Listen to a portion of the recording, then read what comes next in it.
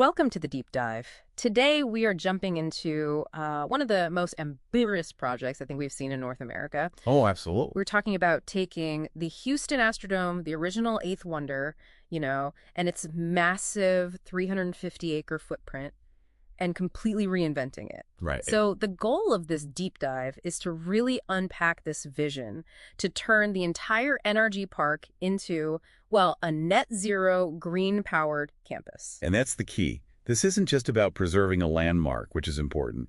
It's about turning a liability, really, this huge underused site, into a massive asset that actually generates its own power. So let's start there. The environmental argument. Why not just, tear the dome down and start fresh? Seems simpler. Well, it comes down to a concept called embodied carbon. It's all the carbon, all the greenhouse gases released just to make and assemble the materials in the building. Yeah. The steel, the concrete. Tearing the Astrodome down would release hundreds of thousands of tons of that instantly. So just by leaving it standing, you get a win. You get a huge win. They call it the carbon dividend. The studies for this project show that by reusing the structure, you get a verifiable 76% reduction in the lifetime carbon footprint compared to building something new. Wow.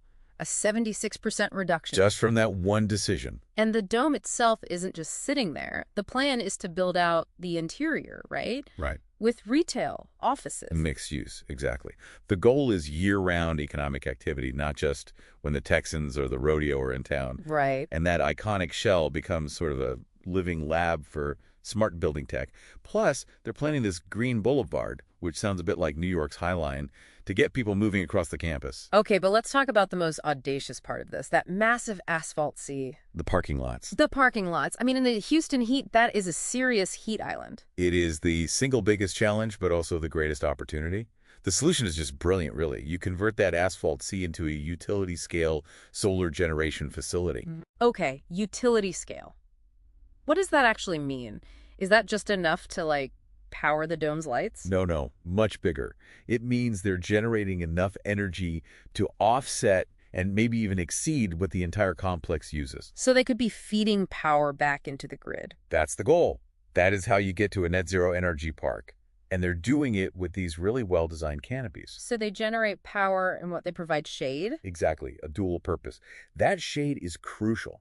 It directly fights that urban heat island effect, makes the whole place more comfortable for visitors, and it even lowers the cooling costs for the entire campus. This sounds like a complete infrastructure overhaul. I saw some things about smart water management, too. It's totally comprehensive. They're planning systems to capture all the stormwater from that famous roof and from the new solar canopies. And use it for what? Irrigation? Irrigation, cooling towers, all the non-potable uses. It's critical resource management, especially in Texas. And they're actually depaving some areas for something called bioswales. For anyone listening, what is a bioswale? It's basically an engineered trench with plants and special soil, like a very smart rain garden.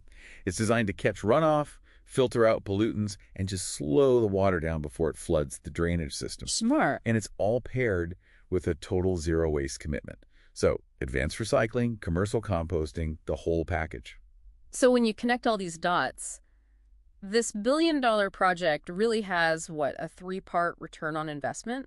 That's how they frame it. It's financial, from new revenue and lower operating costs. It's cultural, because you're saving an icon. Of course. And it's environmental, by hitting these radical net zero goals. It's a fully integrated model. So what this all means, really, is that you can fuse history and a sustainable future together. They don't have to be at odds. This could set a totally new standard for these huge urban entertainment districts. It takes the biggest challenge, that dormant footprint, and literally turns it into the source of its own power. So here's a thought for you to mull over. The plan includes public screens all over the park that display real-time data energy being generated, water being saved, carbon being offset. What does it take for a public space to go from just using resources to actively teaching conservation just by showing you the numbers in real time? That's something worth thinking about.